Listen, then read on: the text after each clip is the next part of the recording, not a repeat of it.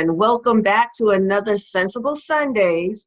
And with Sensible Sundays, what we're doing is we are empowering home sellers, home buyers, and investors to be well-informed consumers from the start of their real estate journey. And I am here back with Miss Karina Calhoun of War Cry Consulting, who is a credit coach, and we're going to be discussing, just a little bit of the history of credit and how it all began, and just touch on the three credit bureaus a little bit. But before that, we are going to honor a man by the name of C.C. Spaulding. It is Black History Month. We want to pay homage to all our ancestors for the month of February. And so I'm going to go ahead and let Karina go ahead and take over from here. Hey guys, I am so happy to be back on Sensible Sundays with you, Des. Thank you for inviting me back in. Yeah, I always absolutely. have a blast when I'm on here. And so again, I am Karina Calhoun. I am a money and credit coach, and I work closely with individuals who are wanting to improve their financial landscape. So listen, I don't do the financial planning as far as the investments and things like that. I help you get your money right. I help you get your credit right. Right. So with that being said, I wanted to talk about someone that was kind of close to home for me, for us, Des. And I wanted to talk about just a little bit about C.C. Spaulding. And his name is Charles Clinton Spaulding. And so I'm going to read just a little bit of information, excuse me, about this gentleman. He was born back in 1874, and he's not been gone that long, too terribly long. Excuse me. He passed he was born on August 1st, 1874, and died on August 1st, 1958.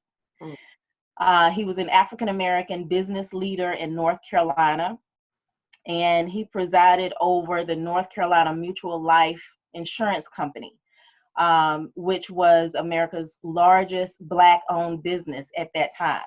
Wow. And they had assets of over $40 million at his death back in 1952, over $40 million. And so this gentleman, I've heard about him before, and I've always been intrigued by his story. He was just an absolute businessman, absolute man's man. He really showed leadership qualities in the community. He wanted folks around him to really build out businesses and really do the community build up. Really showing $40 million, that's a lot of money for back in those days. I mean, because that's a lot of money now. Exactly. Wow, that's exactly. Wow. Exactly. And so, for him to take this business, and I want to add just a little bit that when he took over that business, it was not doing all that great. It was on the verge of being dissolved. And so he took it during his lifetime from that to over 40 million at his death. And so he worked closely with Webb Du Bois. I mean, he just really, I would say, infiltrated America and pushed it to where, especially in the North Carolina, in that region, they became known as one of the, I would say, Black Wall Streets. Okay. Which is really, really important to me, because I feel like if there was a time that we were able to do it then with very little resources, then let's go ahead and do it now. Black History Month. I covered Tulsa's Black Wall Street last week when I had Josh on. And I mean, we were saying, it's amazing how all of those people came together and created a self-sustaining community. Like, I was reading up that in that community, that the dollar did not change. Well, it changed hands 19 times before it left the community. Yeah. And I'm like, what? Like, we don't even have that right now. Exactly. And Exactly. so a lot of around the time where there was a lot of hustle and bustle going on in the community, I think they call it the Roaring Twenties, right? Yes. And so this is around the time where was all the Black Wall Streets kind of up and I, running around that time, or? oh, yeah, I want to say they were not exactly, parallel to one another, but there's about four that I've researched, not just for this, but over time. And I don't remember all of the areas. I've got notes and different things, but I know, and I try to find the ones that I identify with, Right, right. because that, and I would suggest, guys, whoever's watching, that you do the same. You find those that are close to you that you can really attach to and say, you know what, this is what was done for this area where I am. And so Hmm. there's actually one here in Richmond, Virginia, Okay. so which is where I am. That was also called a Black Wall Street. And you'll find that a lot of these were decimated over time. Like, for instance, the one here in Virginia, there's a I-95 corridor that runs right through it now. Mm. And so, and if I'm not mistaken, there's another Black Wall Street, the same thing happened with it as well. Wow. And so, and I drive through that area, and of course it is no longer a Black Wall Street. It is actually the very opposite of it. It's now called Jackson Ward here in Richmond. Okay. Which the name kind of identifies, you would be able to identify that it's not an up and coming neighborhood. They are trying to revitalize it, but they've actually stuck VCU, Virginia Commonwealth University, in the middle of it as well. Hmm. But, just some Black history, guys, Yeah. learn some of this stuff, especially, like I said, where you are or where you're from. Right. It's amazing to know what those before us were able to do, Right. because we can now take that baton. We have Exactly. 1,000 times more resources. I don't even know if 1,000 is enough to I mean, we're in the describe it. information age. We just plug Yes, stuff in the search engine and voila. So, I mean, exactly. you can learn whatever you want to learn, even on Mhm. YouTube. There's YouTube videos. I mean, there's so much to learn. And my thing is, it's so important because we don't get this information in schools, unfortunately. Exactly. Exactly. And it does take a little bit of digging. Yeah. It does take a little bit of really identifying what's good information and what's not, because there's some information out there, they're just trying to hype people up. Mm. But then there's some really good information. You may have to go back further, with where it was documented from. Right. CC Spaulding, the most that you'll probably find surface level are some schools and different things in the Durham, North Carolina area Mm. about him, but you have to do some digging to find out more about him. Oh, wow. Yeah. Yeah, yeah. Well, So it's like they say, if you don't know your past, you don't know your future. exactly, And it's exactly, always great to kind of research the root of things and find out, okay, how was this thing created? Why was it created? You know, that's so Mhm. important, so important. And to just teach our younger generations and the kids that's coming up Exactly, exactly. where we come from. I mean, we didn't just pop up and automatically be slaves too, Right, So right, there's a whole history before that, right. thousands of years ago. So, Exactly.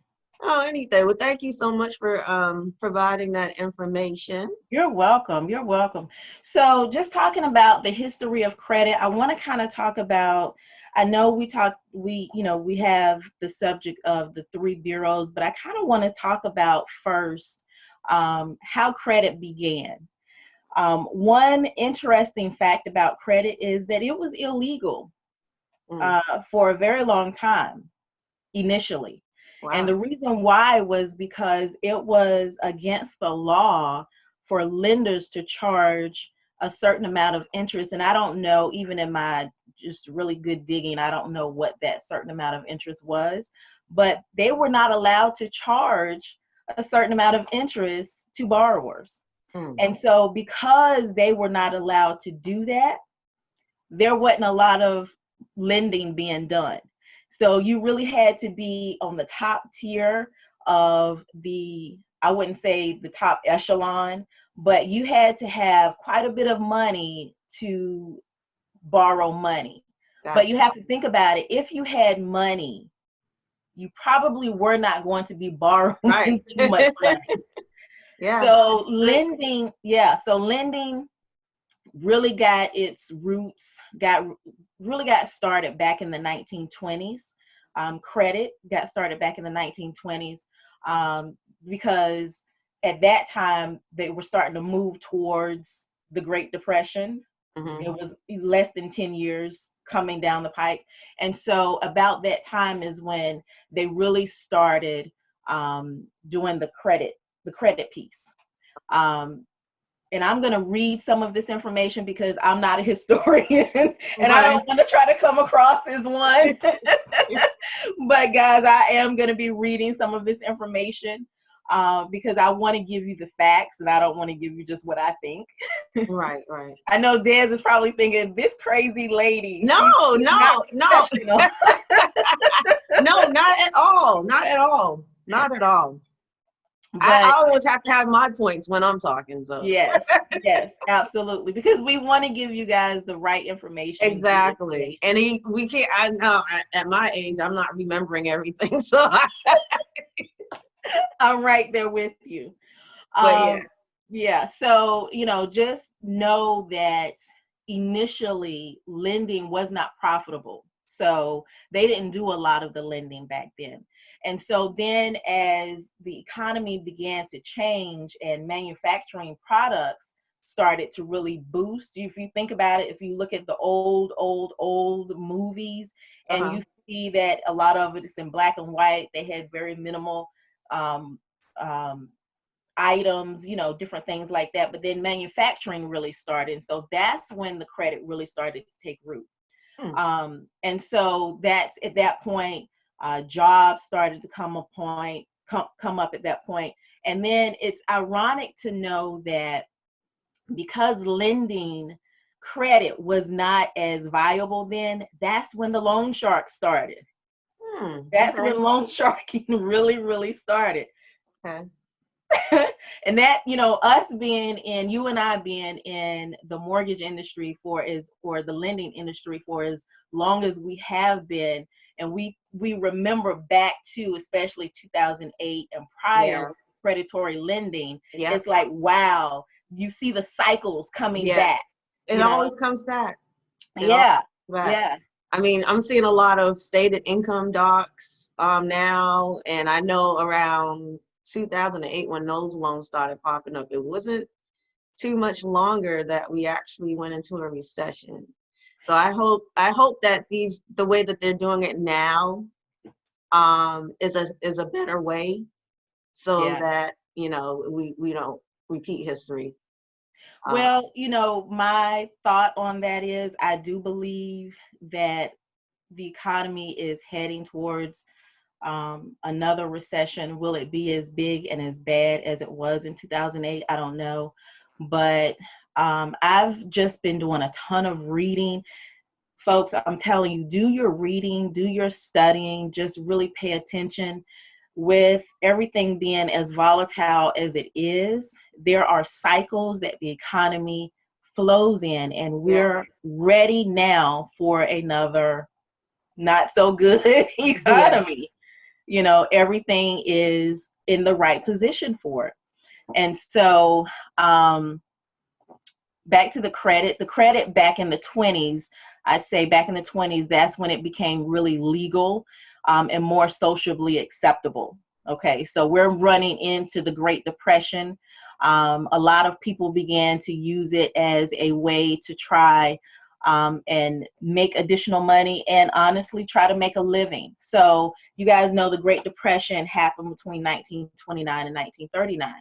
And right, so banks were at that point, they were able to have legal agreements to lend money. And I just want to kind of fast forward to then 1970. This is after, the World War II. 1970 was a really huge impact, negative impact, because the economy, folks were coming back from the war. They felt like they were able to now come home and get a job and make a good living, and Right. they were not able to do that. But the economy, the debt just skyrocketed because at this point, credit is legal. People are thinking, I'm going to come and get a great job. Mm-hmm. I can obtain things through credit, and it didn't work out so well. Mm. So it's interesting for me to find out that this is the era that I was born in, you know, that the it it declined the economy at that time, Mm. because people really thought they were going to be able to come in and get good jobs. What does that sound like right now? Yeah. Recession. And so, and then just kind of reverting back, and I'm going to tie this together with C.C. Spaulding. Mm-hmm. Um, uh, Franklin Roosevelt, back in the 1930s, he created what was called a New Deal. And I'm not going to go too far in depth in this because, again, I'm not a historian. But guys, research this. It was called the New Deal, and it focused on stabilizing banks and cleaning up the financial market.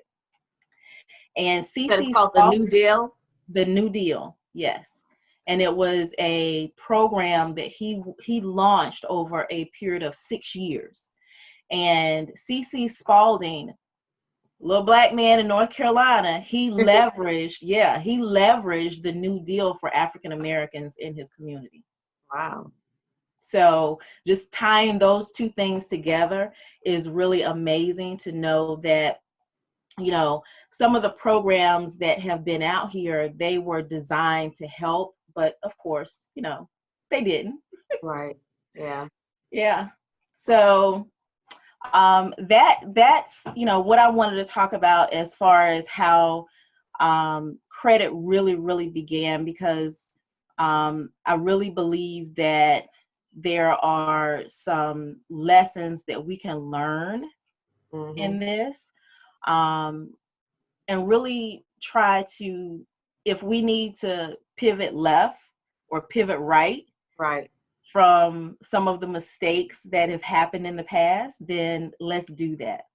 And that is one of the things that, you know, I talk about. Let's use credit to our advantage. Mm-hmm. You know, I'm not against credit. I know that there are some well-known gurus, I won't call names because I'm not bashing, but you know, they're against credit. I'm against debt. It's a Right. huge There you difference. go. There you go. Yeah. And that's why this is so important, just to know the history, Mm-hmm. so that you don't repeat something that just was not a good thing to Yeah. repeat. Yeah. That's why it's so important. Absolutely. Yeah. Absolutely. And so I want to talk a little bit about, and I won't go into great depth again about some of these, but I want to talk about some of the credit bureaus. For instance, just some facts about it. Equifirst, and I want to give you, um, Equifirst they started as a railroad company, Okay. you know, and so that is really interesting to me. A railroad car leasing company. So that's how they actually entered the space back in 1969. Remember, I said people were thinking they were going to get jobs and different And they things did. like that. Yeah. So they were boosting up, you know, the credit and things like that. So, Now you said um, Equa first. I'm sorry, Equifax. Okay. Okay. Because I was like, did Equifax. they call it Equa first? Equifax. I'm Okay. sorry. But okay. All right. Equifax. And so they started out as a railroad car leasing company. And that's how they actually entered the credit space. And I want to give you this other nugget of information. This is something, as I started out just really delving into credit years ago, I found this out, that credit, when it really did start, they would put your name out in the community if you did not pay your debt. Wow. Well, they So, kind of sort of still do that now, don't they? well, you Wait, have like to have, when you have foreclosures and stuff. Right, right. And so that's how the credit reporting system really got started, Wow. because they would publish your name out in the community and say, well, Karina Calhoun owes $100, because back then Yeah, right. $100 was a That ton was a of lot. money. Yeah. Yeah, she owes $100. She's only paid 400. And so don't do business with her until she's paid this debt. Isn't that Wow. something? Yeah. So there was no, well, you have to have my personal information to get my credit Right. information. No, it was just published. Wow. Wow. And so that's how they were able to get that going. Um, and so Equifax, I keep wanting to say Equifirst. I don't know why. So they actually started, they started numerous smaller competitor companies. They used to track credit based on index cards. Wow. Index cards. Wow. And so even with this, they would keep track of promotions, arrests, marriages, deaths, all types of things from the local newspaper, and they would add this to your file. Oh my goodness. So Wow. think about all of the information you cannot have All right. at this point in your credit report. Wow. And that's something Yeah. if you want to get someone's arrest record, you have to go pull specifically an arrest record. It is not on your credit report. Mm. Wow. And so then in 1969, TransUnion came on the scene. So wait, I think I said it backwards. Equifax was 1920, and that's how they started. And then Okay. TransUnion was in 1969 as the railroad car leasing company. I Okay. think I said those backwards. And then I called one of them Equifirst. And so, during that time, it was not lawful. It was not mandated by law, I should say, that reporting be done on individuals and their credit, which at this point, they are doing it. So there are laws around it. But at that time, there were merchants could report whatever they wanted, Right. you Wow. know. And so I just wanted to bring those things up about credit. Again, not going too in depth. This credit industry is, I like to call it volatile in and of itself. And But they say that there's supposed to be some type of new credit scoring, right? it Have you is. heard that? Maybe There we could is. come back and we could have a show on that. Like, because I was like, Yes. oh gosh, they're just going to really switch it up on us now, huh? And see, this is what I was afraid of. I was talking about this last year because, again, no shade on any other credit repair, credit, anybody dealing with credit, no shade at all. Please, none at all. However, if you are only getting your credit fixed, you're going in and you're disputing and you're getting things that are erroneous dropped off, or possibly even some of the things that I've seen, people are getting things that is theirs, they're getting that taken off. But they're actually now looking at your behaviors. That's going to be a doozy for a lot of people. So that's what they're adding to it? Yes. So if you pay your bills late for 6 or 7 months, say you even pay them before the 30 days, but you still pay them late, they're looking at all of this. They're looking at how you pay your bills, when you pay your bills, what you're doing. They're looking at literally so much. We will actually, we do need to have another. Yeah, we'll have a segment about the new credit scoring because it is going to impact so many people in so many ways. Because do you know when it's starting? I did read about it, but I don't I don't know when it's going to start. I can Yeah. definitely have that information. Okay, so I yeah, we'll was have just another so show blown on away. about that alone, Yeah, because that's I was important. A just lot of blown people probably away. don't even realize what's about to happen. So Exactly. And they did say, they actually said that it is going to put some folks, especially folks looking to purchase big ticket items, it's going to put them in a bad spot, mm, unfortunately. wow.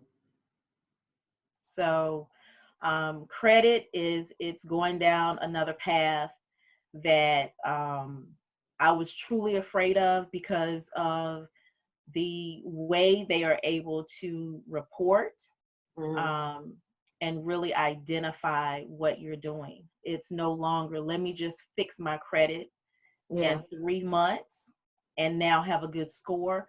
They're actually looking at what is the meat of your score. Wow. So, yeah, Interesting. yeah.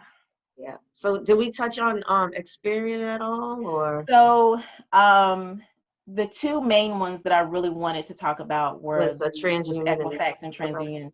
Um, Experian, I don't have a ton of information on them because all of them did not start at the same Same, time. right, right. Yeah, Yeah. yeah. Okay. But I will say, guys, go to free credit report, annual credit report, and get your credit report. We talked about that in a previous episode. Don't get them all at the same time. Mm-hmm. Stagger them. I will say that. I will end on that. Yeah, I need to get mines done. Pull one of mines and start looking at that. Although I did get something saying that my score went up, but which is always good. Yes, But yes. I'm a little nervous about this new scoring system now. So we No, definitely need to talk I about it. I would honestly say some folks should be nervous. I Okay. wouldn't say you, but some folks should be nervous, especially if they are patronizing the let me fix your credit in 3 months, Mm-hmm. just so that I can have a good score. Right. Now, I will say this, that I don't believe that mortgage lenders, are going to initially flock to this because FICO releases new versions Uh-huh. and lenders typically go with the same version. They use older versions because it gives them a little bit more information. Mhm. And because these other ones are they fluctuate. So um, lenders typically don't use the newer versions. Okay. However, we don't know what lenders will decide to do. Right. So that is one saving grace in the mortgage industry Right. for potential homeowners. Okay. All right, so that Well, is all I have. well, thank you so much for this information. You're It welcome. was, I'm sure it's invaluable, Yeah. and hopefully other people that's watching, they'll at least do some research on their own as well and just Yes. learn some more about credit, Yes. and so that it'll help them maintain theirs. Yes. But anyway, thanks again, Karina. You Thank are you, welcome. everybody that's watching. We will be back again next Sunday. Another Sensible Sundays. I hope today's topic and discussion made some sense to you. And I want you guys to be inspired and then act on your inspiration.